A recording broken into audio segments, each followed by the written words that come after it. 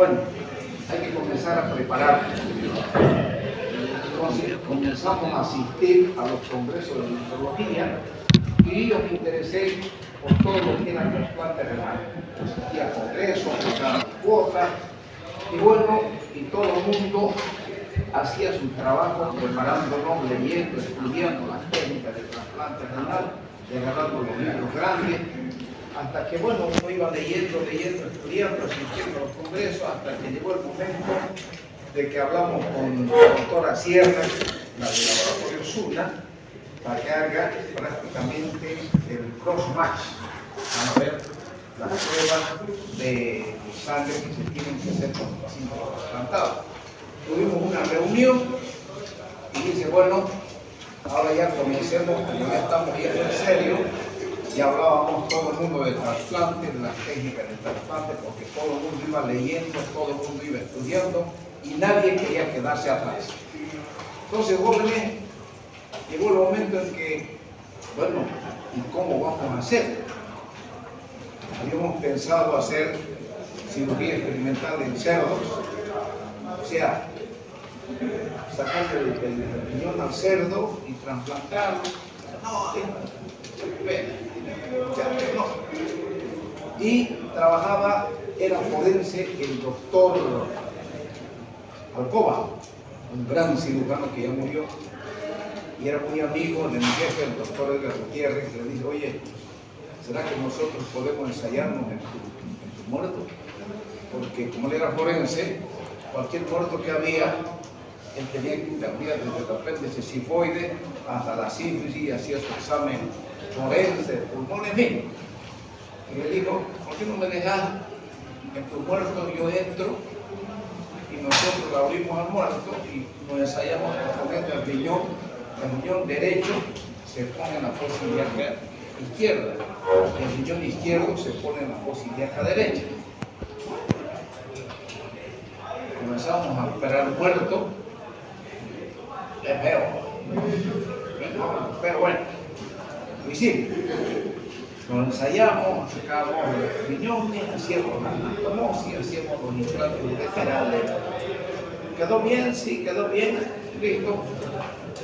Salíamos y ahorita, y la gente afuera, lógicamente los que sabían que tenía que venir el médico forense, ya nosotros lo habíamos dañineado al muerto y venía el doctor Alcoba, así enseguida llega el forense y ya está todo preparado, listo, para que el doctor haga el trabajo. Nosotros, entre comillas, éramos los ayudantes que preparábamos el cadáver para que llegue el médico forense a hacer su trabajo.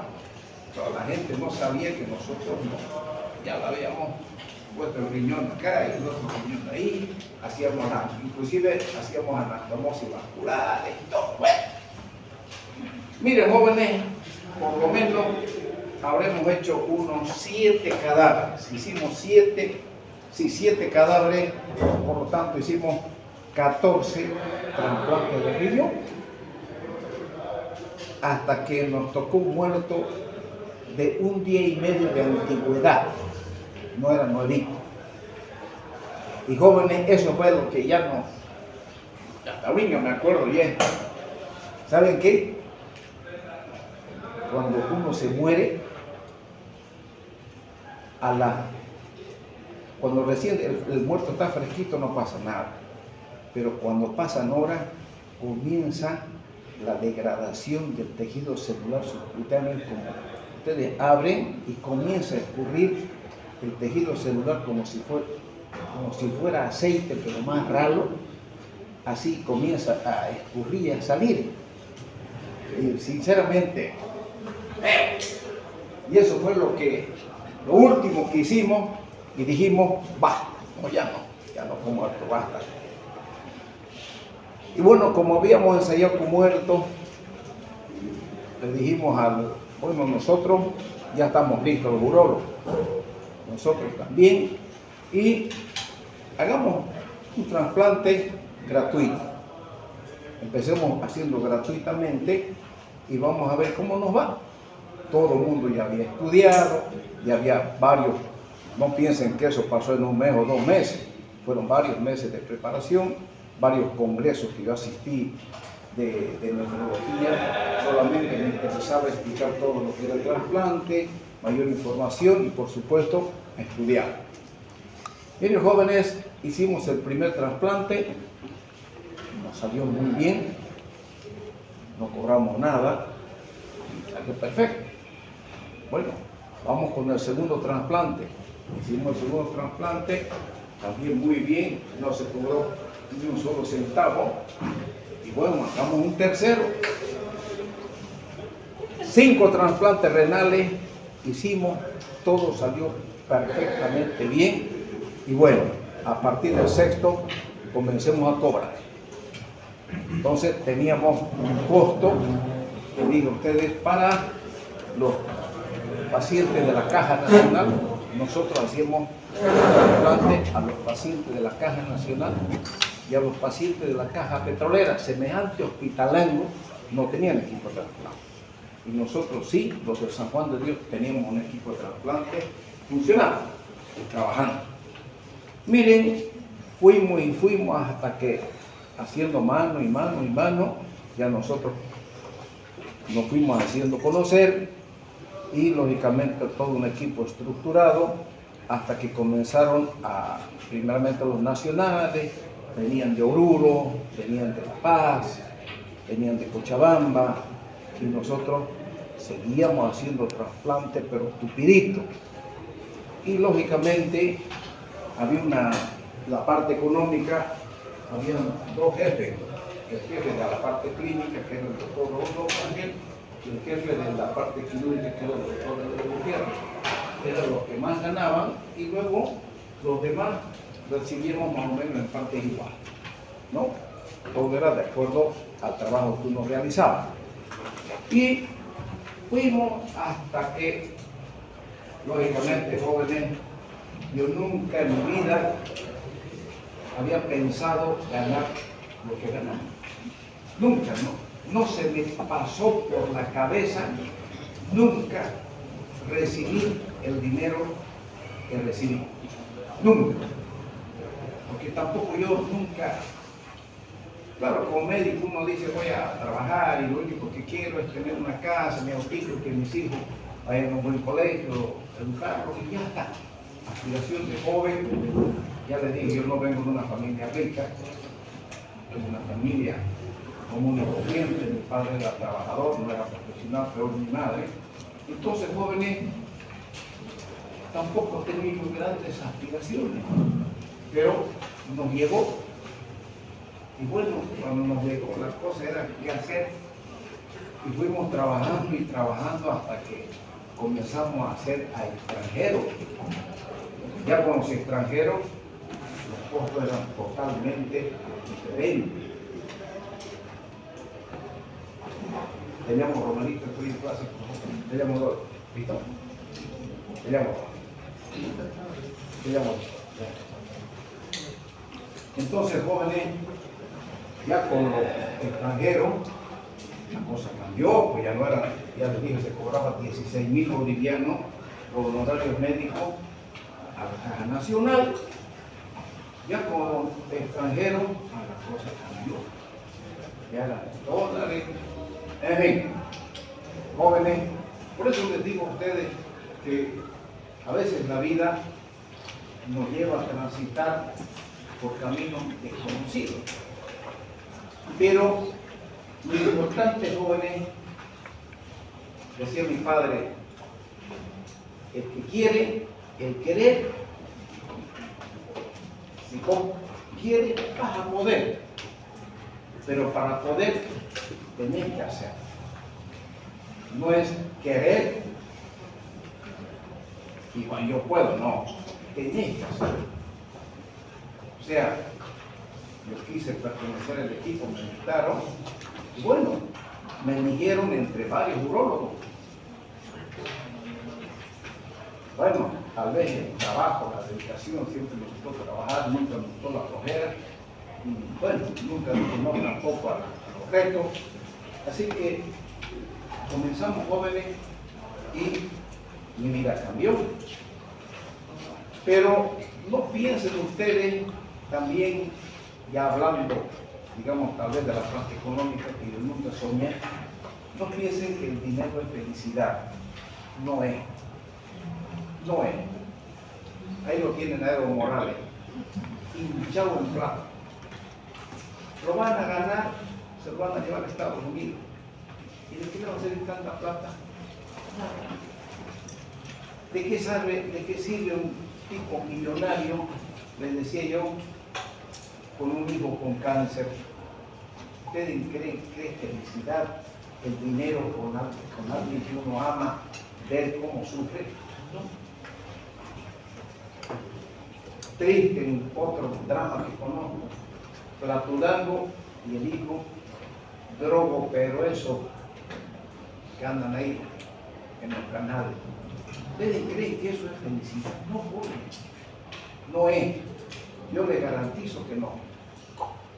La felicidad es la salud, tener buena salud y la tranquilidad de mente y corazón. Por eso que no hay que odiar a nadie.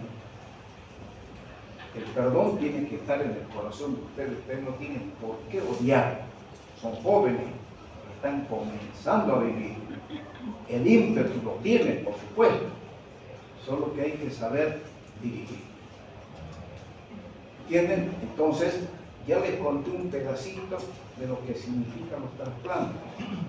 Y dentro de la vida de trasplantes, las mayores complicaciones quirúrgicas de los trasplantes renales son las urológicas. ¿Por qué?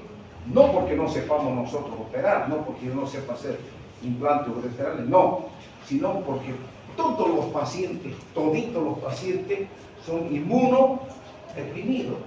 Entonces, las fístulas son el diario vivir hasta que uno encuentra una solución y se agarra de esa posibilidad y comienza a cultivar una nueva técnica que ya le han hecho otros, por supuesto, nosotros no descubrimos, sino que leímos. ¿Y cuál fue? Y se acabó nuestro sufrimiento en utilizar el ureter del mismo paciente. Me explico. Yo le ponía un riñón a la señorita y el problema era la fístula. El reimplante usábamos una serie de técnicas y siempre la fístula. Hasta que teníamos que sacar el ureter, cortar y poner en otro lado de la vejiga. Hasta que leímos una técnica por ahí, googleando, hurgando el celular, y vimos que en tal espacio utilizaban el mismo ureter del paciente. A carácter. Más fácil, ¿no es cierto? Entonces, si el ureter yo le ponía en la vejiga, no funcionaba, cortaba, cerraba la vejiga y el mismo ureter lo anastomosaba al ureter natural de ella, que ya su ureter estaba dentro de su vejiga. Así una anastomosis término terminal y su riñón, el que quedaba, se anulaba nomás. Total, estábamos haciendo un trasplante renal. Su riñón ya no funcionaba. Con esa técnica, con esos nuevos caminos que encontramos, se acabaron los problemas. De ahí, lógicamente, al ver que nosotros no teníamos complicaciones, fuimos haciendo muchos trasplantes y la gente comenzó a venir. Hasta que el egoísmo, la envidia, por supuesto, acarrea problemas. ¿Qué pasó?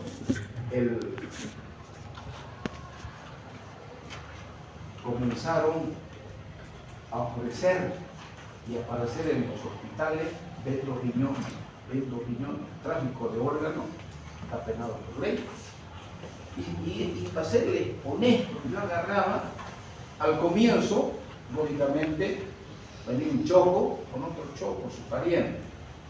Pero después aparecía hacia el gringote con un pollita. Y carácter, este no es su pariente. Bueno, hasta ahí, pero uno mira y se da cuenta que no son parientes. Pero allá ellos, ya había jóvenes con la venta de riñones. Comenzaron tanto que hacíamos, entonces De esa parte yo no me ocupaba, no sabía del ROMA, solamente entraba a la parte operativa. Pero comenzaron a aparecer letreros y no solamente había el equipo de trasplante de San Juan de Dios, había el equipo de la INCO, había un equipo de la Coyanini, y estaba creándose un equipo en el hospital japonés. ¿No? O sea, gente que quería hacer trasplante. Entonces, jóvenes, nos agarraron a los 4 equipos de trasplante, vino la fiscalía y nos agarró a todingo y nos dijeron: ustedes están vendiendo. No sé, le dije: no, nunca he vendido riñón, pero si es verdad, he visto los letreros ahí en los hospitales que vendo riñón, hasta en el periódico salía: vendo riñón con teléfono. Sí lo vi, pero nunca entró en contacto con ninguna persona que me diga que no. Conclusión: ¿cómo se arreglan los problemas? Llegó hasta cierta parte de la investigación y había un fiscal por ahí, X, que anda por ahí, lo veo en la tele, a todingo, y no les molesta. Bueno, todo resolvimos de esa manera. Y los médicos somos los más cobardes, porque nunca nos hemos visto, yo nunca me había visto en esa situación, nunca, ni me he vuelto a ver, pero ir a la fiscalía a declarar, y todavía, a ver, ¿cómo somos abogados? Nos dijeron: y uno es burro,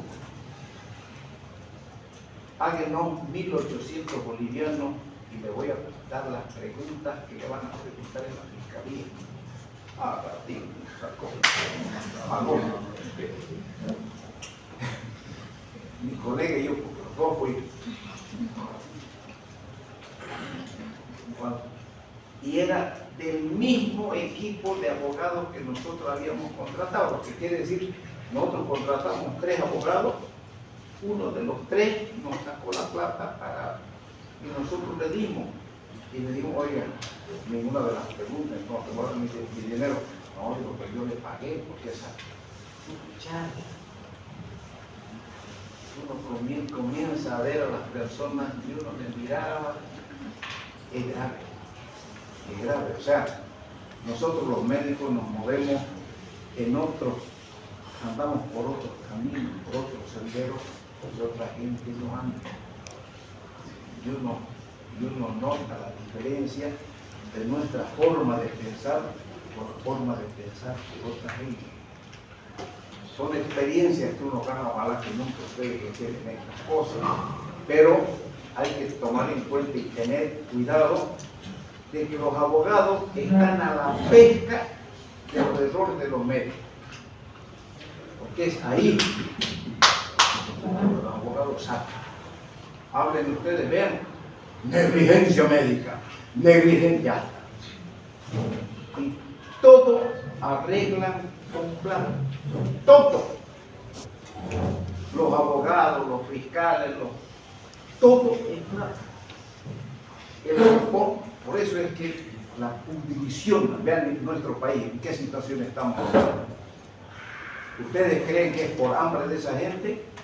No, el narcotráfico, jóvenes que quieren volver a gobernar. Y es terrible la situación. Y ustedes han visto cómo es el gobierno de Evo Morales. Evo Morales dijo: es el hambre del pueblo que les induce a rebelarse. ¿Qué hambre? ¿Y por quién estamos así fregados en este país? Si no es por él, por la ignorancia de la gente. Ya, es otra cosa. No nos metamos. Bien, jóvenes, vamos a hablar, y quiero de una vez comenzar. ¿Qué es un trasplante?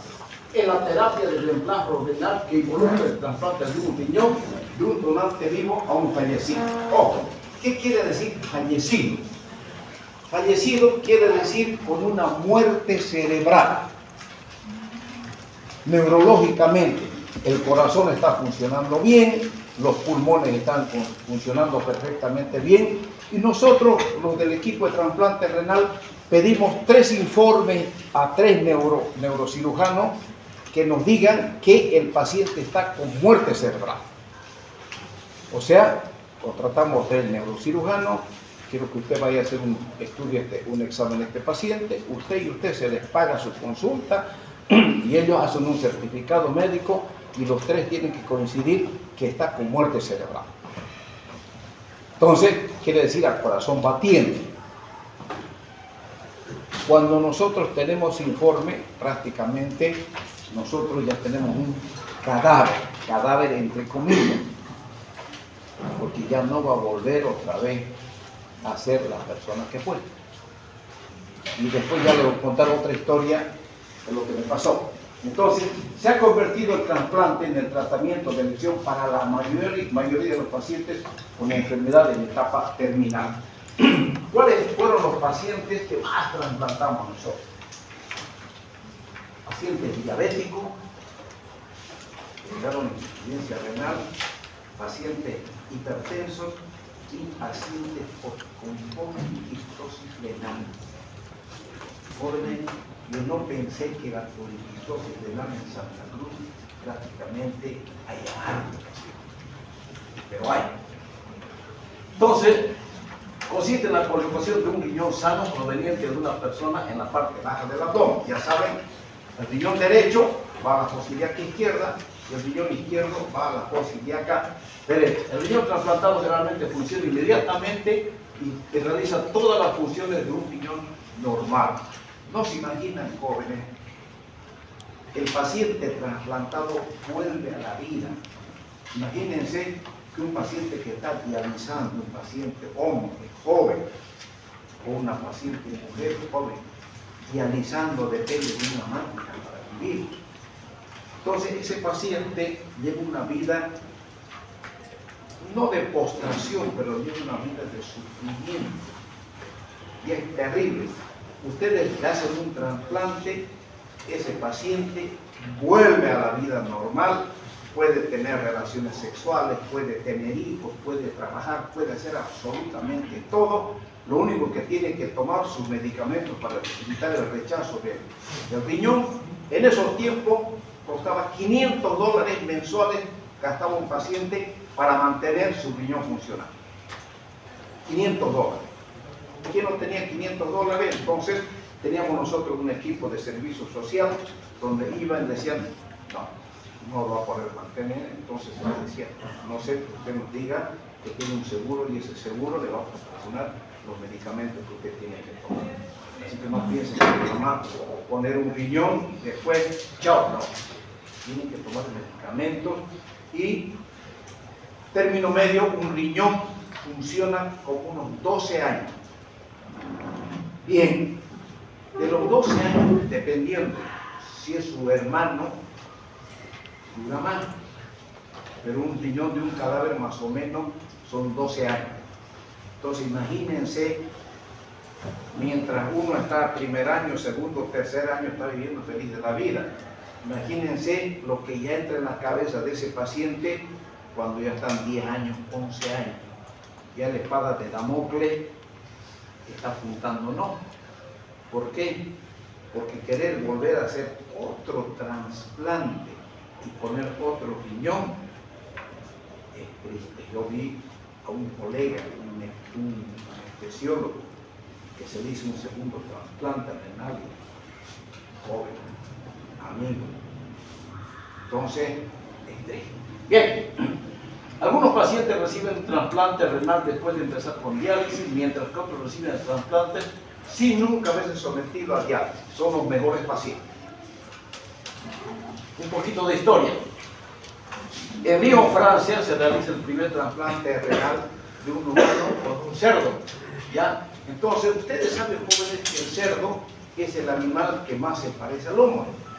¿Ustedes alguna vez han escuchado hablar de Aristóteles Onassis? ¿Han escuchado o no? Aristóteles Onassis era un griego que era dueño de una flota de barcos, que se casó con la viuda de John Kennedy, que era el presidente de Estados Unidos, una mujer muy hermosa, linda. Y uno miraba y no había relación, pues no, semejante mujer o no. Y uno decía, ¿qué le ha visto a este chapa? Bueno, pues dueño de una flota de barcos, un griego, y se casó. Y ese griego vivió un buen tiempo con un pedazo de hígado de cerdo, hasta que consiguieron un trasplante hepático y le hicieron un trasplante hepático a este hombre, al marido.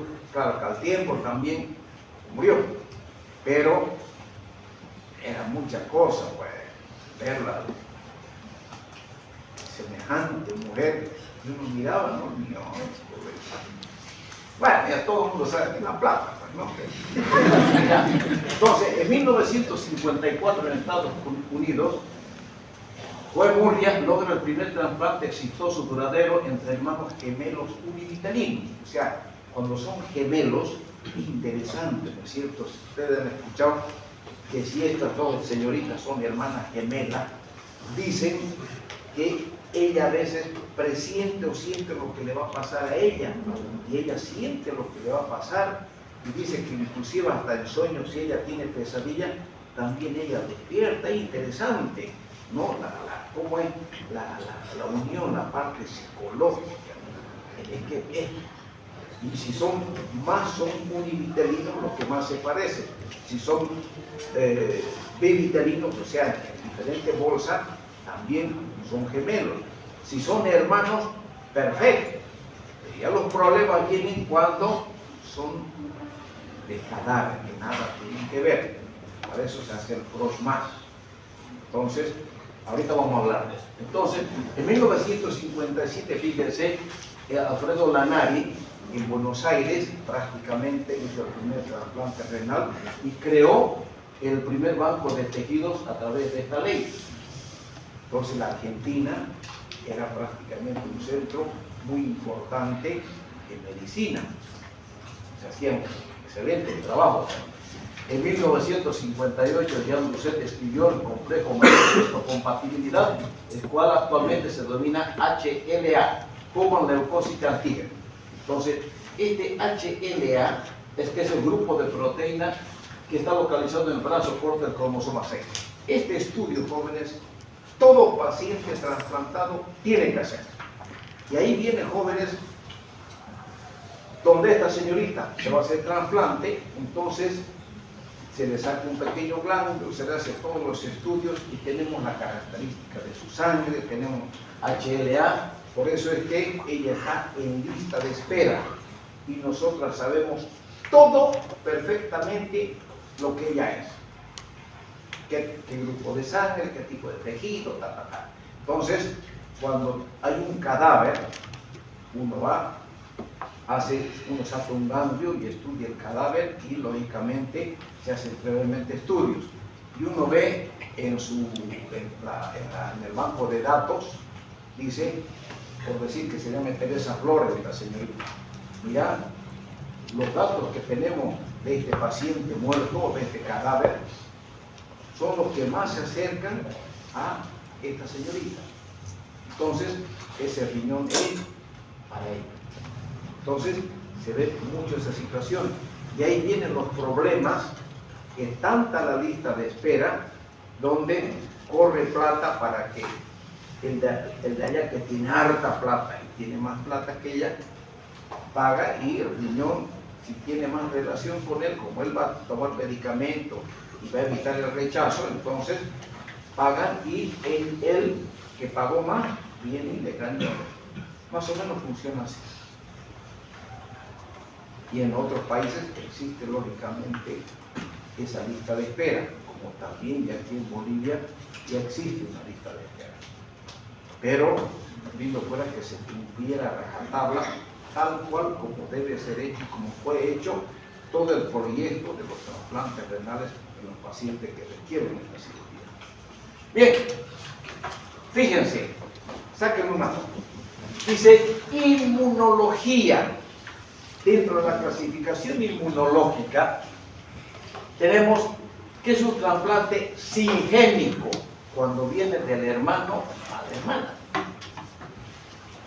Autólogo, cuando viene del mismo individuo. ¿Qué quiere decir?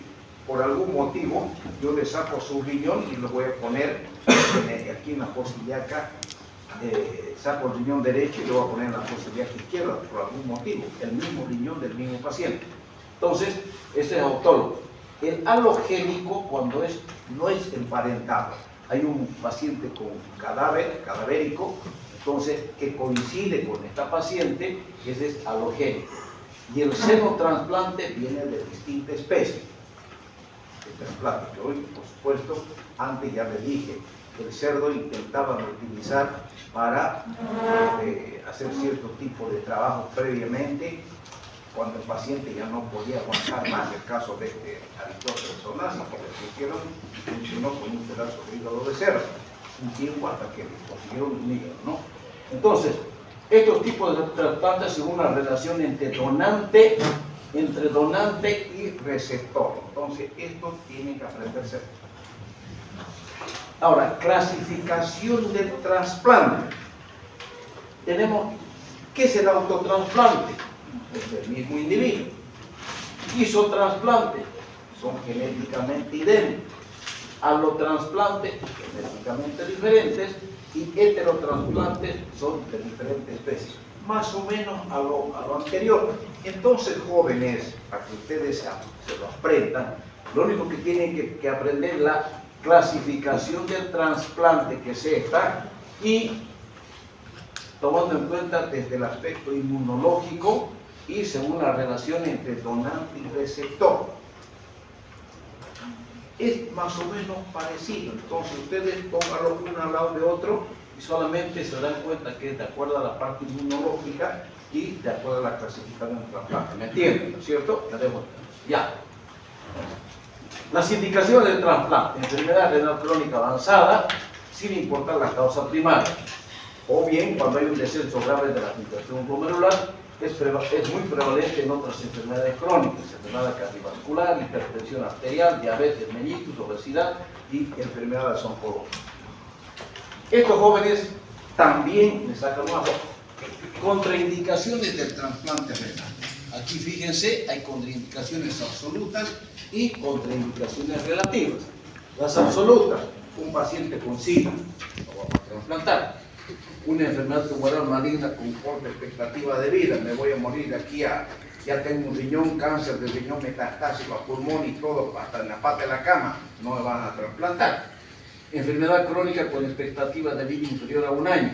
Enfermedad psiquiátrica no controlada, hay pacientes psiquiátricos que son difíciles de controlar, no le van a trasplantar, por supuesto. Y abuso de sustancias tóxicas, tampoco ustedes van a ir allá a los canales y van a sacar uno que necesita un trasplante y le van a trasplantar. ¿Por qué? Porque le ponen trasplante, no se va a aguantar y otra vez le va a echar los chutos, ¿no es cierto? Entonces no se puede. Y las contraindicaciones relativas tienen la edad, enfermedad cardiovascular, enfermedad cerebrovascular, enfermedad vascular periférica, enfermedad. Entonces, en todas estas patologías uno tiene que hacer una buena evaluación del paciente para ver más o menos si es controlada su patología, uno puede programar un trasplante renal. Los tipos de trasplante: tenemos los que no generan rechazo y los que generan rechazo. También saquen una fotito. Los que no generan rechazo es el autogénico y el isogénico. Es lo mismo que el otro. Y el que genera rechazo es el halogénico y el xenogénico, que es de diferente especie. Entonces, el halogénico, donde no existe relación consanguínea, y el halogénico con relación consanguínea. Tipo de rechazo: hiperagudo, agudo y crónico.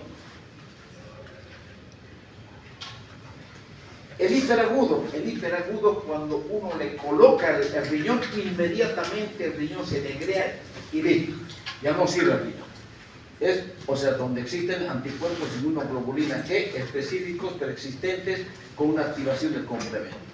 El agudo, todavía esto sí nosotros podemos controlar, no nosotros, el nefrólogo, que controla con tratamiento clínico, donde existen anticuerpos con inmunoglobulina G generados posterior al trasplante y este cuadro se puede presentar semanas después del trasplante. Entonces es el agudo. El más grave es el hiperagudo, ese no da tiempo de nada, ¿no? Y tenemos el crónico. Tampoco yo, jóvenes, con que ustedes sepan hiperagudo, agudo y crónico, me siento feliz. No voy a ir yo a estos detalles para vulgarles o pleno. ¿Entienden? Ya. Prevención. Hiperagudo, agudo y crónico. ¿Cómo vamos a prevenir un hiperagudo? No realizando trasplantes entre individuos de distinta especie o grupo sanguíneo. Lógico. Ustedes saben que tenemos que hacer SHLA. Nos indica que ella tiene mi mismo grupo sanguíneo. Podemos trasplantar. Pero si ella tiene un grupo sanguíneo incompatible al mío, inmediatamente hagamos el trasplante, se va a presentar un rechazo hiperagudo. Si yo se negrea, no es más. Entonces, y el agudo, eligiendo donantes y receptores histocompatibles, eliminando el injerto del donante, ¿no? Ya, entonces, el agudo podemos controlar. Hay tratamiento inmunosupresor, alta dosis de este. Eso tampoco no les voy a preguntar, porque yo no hago este tratamiento. Todo esto está en manos del nefrólogo. Por eso, jóvenes, a los que les guste la parte clínica, les guste la clínica, necesitamos nefrólogos, pero nefrólogos de calidad, jóvenes. No nefrólogos que vengan y pongan su máquina dializadora y diálisis. Viven bien ganando con la diálisis, pero necesitamos para los trasplantes. El nefrólogo tiene que estar capacitado para hacer trasplantes renales. Ese nefrólogo, jóvenes, le va a ir económicamente muy bien en la vida, pero tiene que gustarle lo que hace. No hay cosa más hermosa de un profesional que en la vida haga lo que le gusta, lo que le agrada, y uno es feliz. Por eso yo elegí la cirugía, porque no hay cosa más hermosa que vivir y resolviendo cosas quirúrgicas. Cuanta más compleja, y uno lo hace con gusto, se sacrifica, le dedica horas. ¿Por qué? Porque a uno lo apasiona lo que hace. Así como me gusta a mí la docencia me dice que me encanta, me gusta. ¿Por qué? Porque complejo no es, porque uno ¿qué tiene que hacer? Los conocimientos están acá. Lo único que yo tengo que hacer es transmitirles a ustedes mi experiencia y decirles, jóvenes, este es el mejor camino para que ustedes puedan recorrer. Nada más. Porque el conocimiento ustedes lo van a adquirir en los libros. Y si hablamos cosas de casos clínicos, yo tengo que tener la suficiente experiencia para transmitirles a ustedes todo lo relacionado a los temas que uno habla, ¿no es cierto?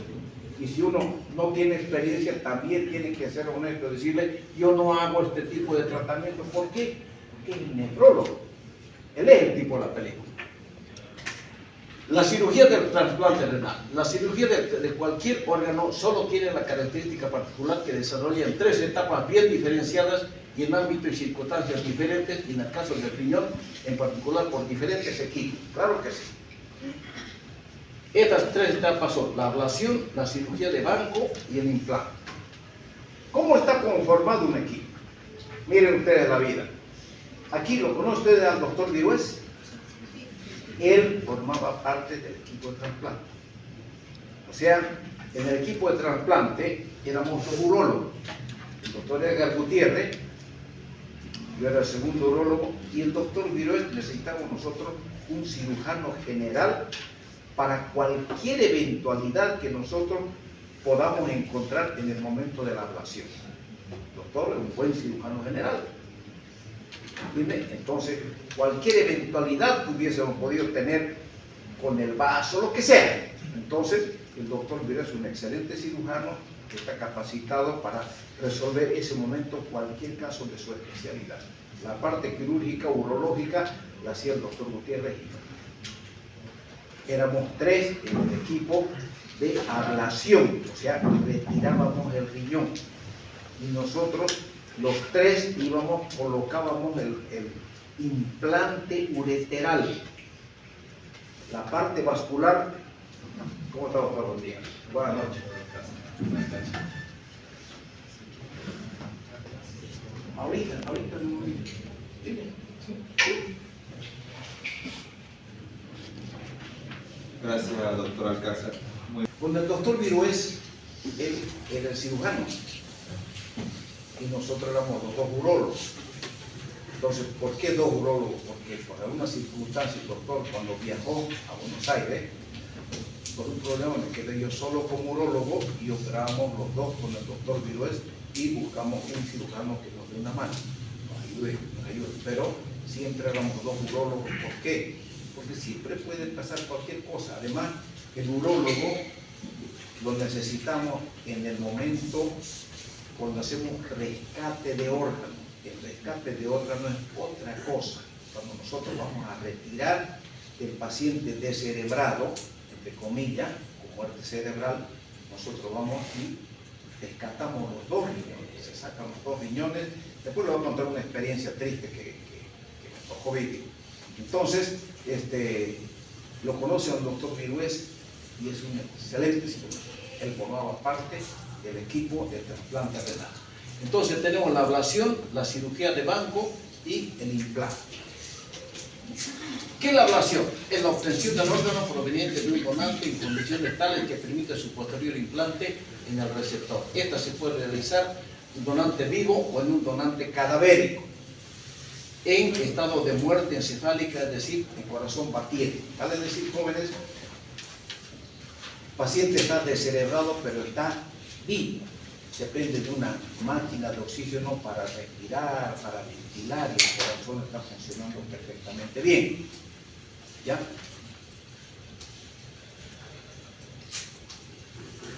¿Qué es la cirugía de banco? En este tiempo se intenta optimizar el órgano a ser implantado consiguiendo aspectos anatómicos. ¿Se acuerdan de ustedes que yo les dije, jóvenes? Les dije a ustedes que cuando existen dos arterias, el cirujano vascular de dos arterias hace una, de dos venas hace una. Y esa es la cirugía de banco. Nosotros sacamos el riñón. ¿Y cuál es el procedimiento? Vamos a suponer, tenemos que sacarle a este joven. Tenemos que sacar con mucho cuidado el riñón sin un ápice de tejido graso. Ustedes saben que lo que rodea al riñón, fuera del riñón, fuera de la cápsula, es tejido, lo que sostiene es tejido graso, ¿no es cierto? Porque sostenga el riñón. Por eso es que se acuerda que hablábamos de la flaquita, de la delgadita, aquella señorita que es delgadita. Si no engorda, está predispuesta a tener tosis renal. ¿Por qué? Porque la falta de tejido adiposo va a hacer que su riñoncito se caiga, porque lo único que sostiene es la arteria y la vena. Y por fuera de la grasa está la yerota. Entonces nosotros sacamos la cirugía, sacamos sin un ápice de tejido graso, solamente la cápsula, llegamos a la arteria, a la vena y prácticamente cortamos el ureter, y nosotros ese rato tomamos el tiempo y entregamos al nefrólogo. El nefrólogo ya tiene su suero, un suero especial, un líquido, donde ya tiene su dispositivo, unos aparatitos que ni bien sale el riñón, eso conecta con la arteria y todo ese líquido entra dentro del riñón, lava todo lo que está dentro de esa sangre que sale por la vena y prácticamente al riñón lo deja limpiecino, entre comillas, por dentro, porque lava hasta que no sale a vista. Uno ve, al comienzo sale medio rosadito, medio rojizo, pero después va clareando hasta que prácticamente el líquido que entra está saliendo por la vena completamente claro. Entonces ahí el riñón se lo retira y se lo deposita en un recipiente con hielo. El hielo es el que mantiene hasta el momento del trasplante, ¿ya? Entonces, aquí está. Se desgrasará el riñón para minimizar el tejido extraño e implantar, y se controla ocluyendo los linfáticos perivasculares. Ya, en el caso del órgano proveniente de un donante vivo, es muy importante la rápida perfusión con solución de preservación fría para lograr el buen lavado y enfriamiento. Es lo que les digo, ¿no es cierto? Se lava Y una vez que el nefrólogo lava, mientras tanto nosotros ya estamos ligando la arteria, cerrando, y estamos cerrando al paciente al donante que hemos sacado el riñón. Entonces el nefrólogo se encarga de hacer de todas estas maniobras. Y lógicamente ahí en ese momento lo hace el nefrólogo con el cirujano vascular, porque posiblemente si tiene alguna anomalía vascular, el vascular ahí mismo va a hacer su cirugía de banco, va a corregir todo y se lo deja en hielo hasta el momento en que ese riñón se tenga que implantar en el receptor. El implante, con el paciente bajo anestesia general, excepcionalmente puede utilizar la anestesia requerida. Generalmente todo hemos hecho con general. Y con el órgano en condiciones de ser implantado, se procede a realizar el trasplante, que incluye 3 etapas: abordaje, tiempo vascular y tiempo urológico.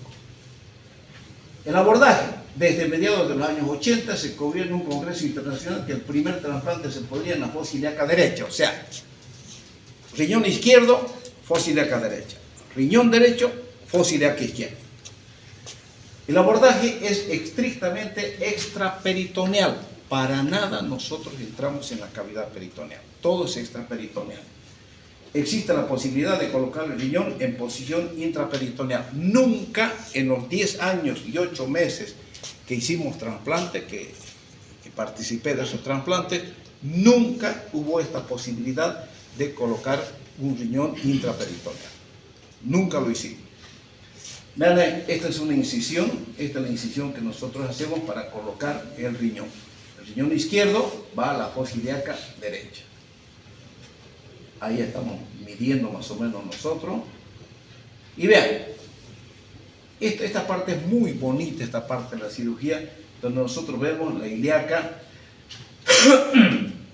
interna y la ilíaca externa. Nosotros tenemos prácticamente que localizar y tenemos cinta hilera. La cinta hilera es como un hilo especial que uno agarra la arteria y nosotros vamos separando la arteria y la vena. Vean ahí, aquí esta es la cinta hilera y esta es prácticamente la ilíaca, ¿no es cierto?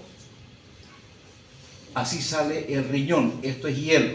Entonces fíjense, aquí no tiene nada de tejido adiposo. ¿Puede haber acá la pelvis? Puede. Este es el ureter. Y ustedes me dirán, ¿y por qué no le pela topinga la grasa y lo deja el ureter pelado? Porque la vascularización es rica, las arterias y las venas no se las ve. Entonces yo, para salvaguardar la vitalidad del ureter, aquí no hay problema que haya tejido adiposo, pero aquí sí, aquí no hay nada, lo dejamos limpio. Y con una pequeña técnica nada más, discúlpeme que la toque, señorita. Aquí tenemos tejido celular con una gasita y una torunda, yo aprieto acá, al apretar el riñón me separa el tejido adiposo y con tijerita uno va separando y va. Es lo más sencillo, desgrasar entre comillas el riñón. Vean acá, prácticamente ya tenemos buena parte, aquí lo tenemos el riñón agarradito y nosotros tenemos la parte vascular. El tiempo vascular, con el riñón en posición se procede a la anastomosis vascular. Este es el trabajo del cirujano vascular. Lo más frecuente es realizarlas en forma término-lateral a los vasos ilíacos externos con sutura vascular continua de polipropileno. Generalmente utiliza entre 4 y 5 ceros, polipropileno.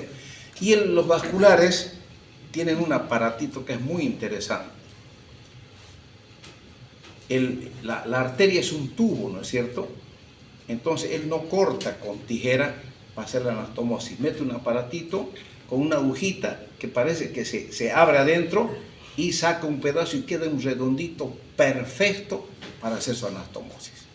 Esos son los aparatos del cirujano vascular. Vean ahí, aquí prácticamente ya está haciendo su anastomosis. Esta es la arteria, es término lateral. Esta es la arteria, la ilíaca, y va a ir aquí la anastomosis. Entonces, término lateral, ¿no es cierto? Y van a ver aquí todo esto, abre el orificio, pero perfecto. Yo cuando la primera vez que vi pensé que levantaba y cortaba con una tijera, algún aparato especial, no. los uncha y mete un aparatito y tic, suena y saca el redondito perfecto para realizar la anastomosis. Solo se utilizarán puntos separados en el caso de un niño.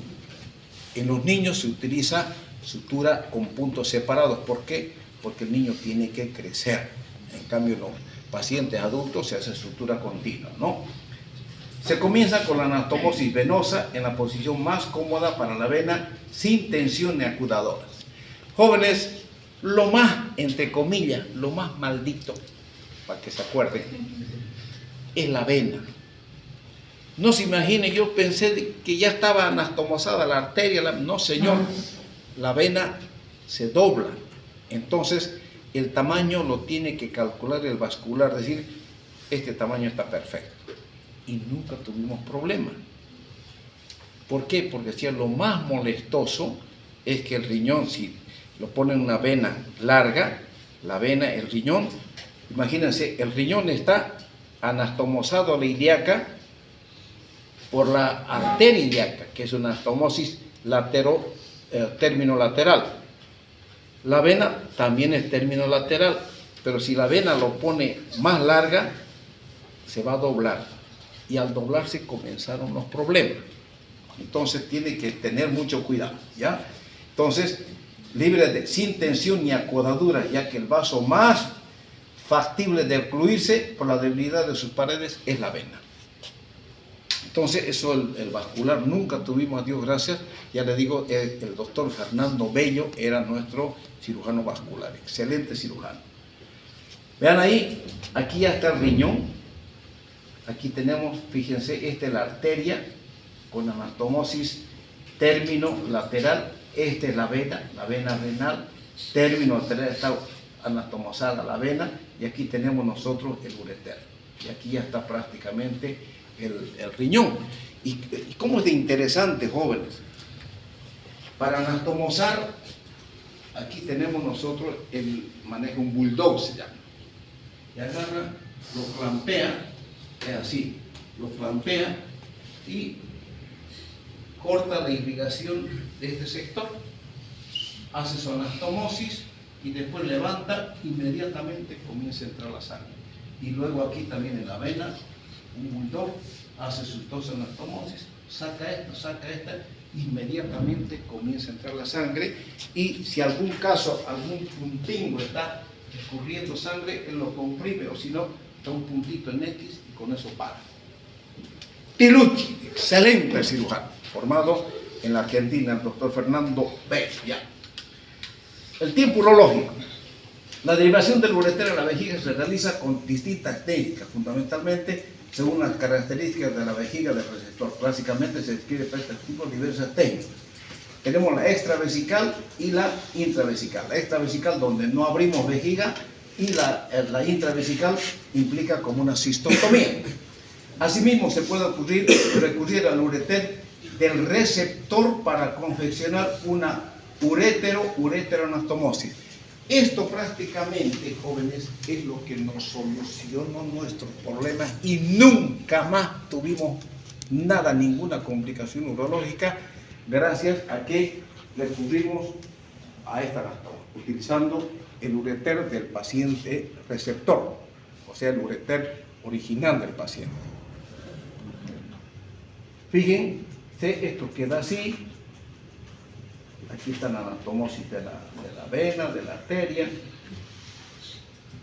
y la ureteroneocistostomía. Esta parte quiero que me la entiendan. ¿Se acuerdan ustedes, jóvenes, que habíamos hablado nosotros del reflujo?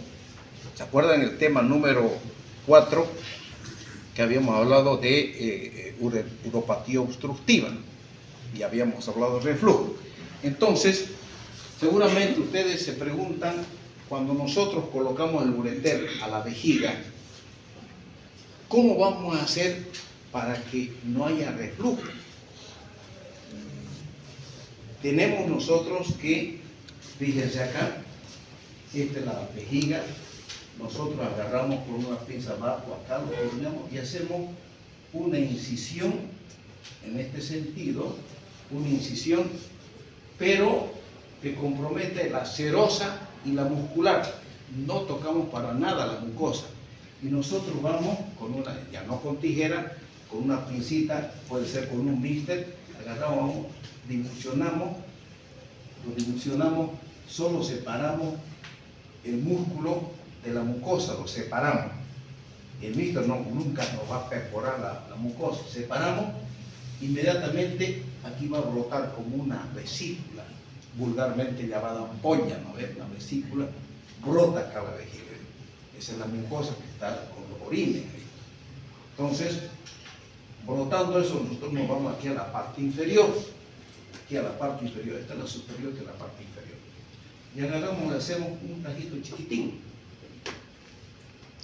Y le damos al ureter, abrimos el ureter, aquí metemos un punto siempre de fuera adentro, porque todo depende de dónde nos va a quedar el nudo. Entonces entramos de fuera para adentro y este punto va a ser total. Agarro toda la vejiga, toda la muscular serosa y prácticamente esta punta del ureter lo fijo acá, está completamente fijada la vejiga. Y todo el resto lo suturo solo a la mucosa, al huequingo que fabriqué en la mucosa, solo a la mucosa. Todo esto se va a suturar a la mucosa. No piense que es también tan sencillo, no. Aquí esto tengo que suturar en el extremo de la mucosa y lógicamente tengo que dar mis giros aquí para que me muestre esta cara y luego tengo que suturar esta cara. Eso ya son técnicas de la especialidad. Entonces, fijo esto y se dan cuenta, esta punta del ureter está aquí anastomosada. Entonces, todo este camino, entonces el ureter, si me permiten la expresión, lo hecho. Lo pongo ahí, aquí está la punta del ureter, está abierto, y todo esto muscular prácticamente crea un camino, y esta es la técnica antirreflujo. Esto me va a impedir este túnel que la orina refluye hacia el riñón. ¿Y cómo yo controlo que está bien? Por acá meto una pinza, un mixter, y tiene que entrar, como vulgarmente decimos, como en su casa, sin dañar nada. Tiene que entrar y salir. Listo, está bien. Y lógicamente, ya cuando la vejiga se llene, la misma vejiga va a comprimir todo este ureter, impidiendo el retorno de la orina hacia el riñón. ¿No es cierto? ¿Me entiende? Ya. Vean ahí, este es el ureter que está abierto y que vamos a anastomosar. Este es un doble J.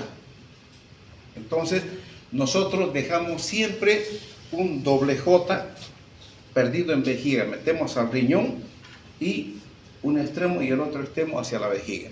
Y dejamos más o menos unos 7 días, más o menos. Al séptimo día metemos un cistoscopio y retiramos el doble J. Suficiente. ¿Por qué? ¿Por qué no dejamos más tiempo? Porque el doble J es un cuerpo extraño. Y si el cuerpo extraño nos predispone a una infección, y lo que menos queremos es tener infección. Entonces, con 5 días, 7 días, suficiente. Ahí estamos colocando el doble J, se coloca, entonces se coloca una parte hacia el riñón y la otra parte va hasta la vejiga.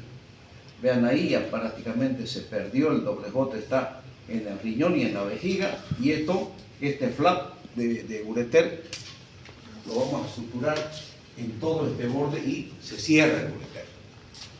¿Entienden? Y eso va a quedar así. Aquí está el riñón, esta es la vena anastomosada, esta es la arteria anastomosada, y aquí el ureter está implantado en la vejiga. También nosotros tenemos que medir el ureter para que esto no quede doblado o torcido. Tenemos nosotros que, ni bien nosotros cortamos el ureter del paciente, prácticamente damos un puntito o abrimos un tajito en el ureter para saber el eje del ureter. Con un pequeño cortecito yo sé cómo tiene que ir ese ureter y dónde tengo que dar mi punto para anclar en la vejiga. Ni bien corto yo, ya lo marco el ureter con un tajito, ¿no? Para que no se pierda. Y ahí es lógicamente la sutura de la piel, esto queda así. Y bien, tenemos que hablar qué hacemos nosotros luego de haber hecho el trasplante. Ya, esto, yo como urólogo prácticamente mi trabajo termina con la cirugía. Tengo que controlar que no haya escape de orina. Lógicamente pedimos ecografías Doppler para ver la vascularización del riñón, cómo está funcionando el riñón, que no haya ningún problema. Pero es importante el tratamiento de la inmunosupresión. Después del trasplante se puede actuar por la prevención del rechazo con la utilización de agentes inmunosupresores. Se hace el trasplante, se utiliza inmunosupresión y se activa el sistema inmune del paciente. Utilizan corticoides, aquí utilizan tacrolimus. Yo me acuerdo que existía una ampolla, jóvenes, que cuando las papas quemaban, había una ampolla que costaba 4.500 o 5.000 bolivianos. No me acuerdo qué se llama. Dije, vamos a tener que utilizarla y prácticamente mejoraba notoriamente el cuadro clínico del paciente. Lógicamente, eso está de manos del doctor Raúl Bocán, un excelente doctor. Es necesario tener en cuenta que los pacientes inmunosuprimidos presentan problemas de disminución de defensas frente a todo tipo de organismos patógenos de desarrollo de determinados tipos de tumores. O sea, ¿qué quiere decir esto? Las mayores complicaciones, les decía, son las urológicas por el estado de inmunosupresión del paciente. ¿Y por qué hablamos de tumores? Y aquí les voy a contar lo que pasó con mi colega.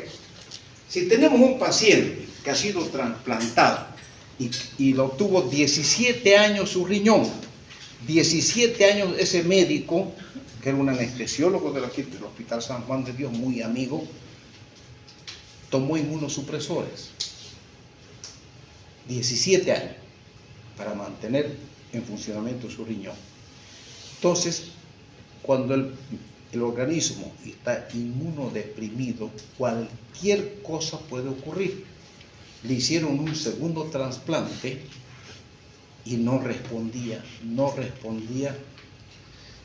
Y él hizo la especialidad y el primer trasplante lo hizo en San Pablo. Entonces, a San Pablo a buscar a sus profesores que le habían trasplantado. Descubrieron un Hodgkin y se murió. O sea, si nuestro organismo está inmunodeprimido, cualquier proceso tumoral nosotros podemos desarrollar en cualquier parte de nuestro organismo por los medicamentos inmunosupresores que debemos tomar de por vida hasta que el riñón funcione. Yo conozco el papá de un compañero de curso mío, duró 20 años su riñón y se murió. Otro señor que vivía en mi barrio allá en Las Misiones, un coronel de la Fuerza Aérea, 18 años, con los que más funcionó un riñón. Fue dado de su hermano y de este señor, de su hijo, el hijo le dio al papá. Otro, no lo sé. Bueno, fíjense los inmunosupresores. Esto no es, tampoco no les voy a preguntar, esto ya es una especialidad, ¿entienden? Pero los inhibidores de la calcineurina, se utiliza la ciclosporina y el tacrolimus, los antimetabolitos, la azatioprina, los esteroides, mantenimiento de dosis bajas y la inducción con anticuerpos. Esto es el daxilumab, es lo que más se está utilizando. No piensen que yo utilizo un ojo. Esto está en manos del nefrólogo. Yo solamente soy el cirujano. Bien, jóvenes, con esto terminamos. Bien, el examen va a ser el día